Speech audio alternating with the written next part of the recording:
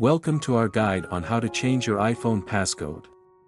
Whether you're looking to increase security or simply update your code, we're here to help.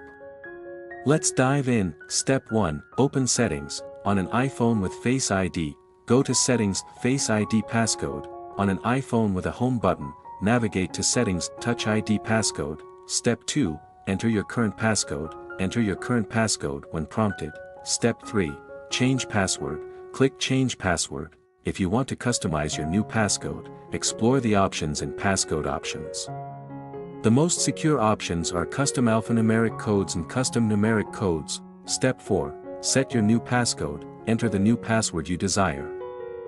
Confirm it by re-entering the same passcode. Additional security measures. Step 5. Remember that you will always need to enter your passcode under specific conditions, when turning on or restarting your iPhone. If you haven't unlocked your iPhone in more than 48 hours, after 6.5 days of not using a passcode and not unlocking with Face ID or Touch ID for 4 hours, in response to a remote lock command. After 5 unsuccessful attempts at Face ID or Touch ID, please share this helpful guide with your friends.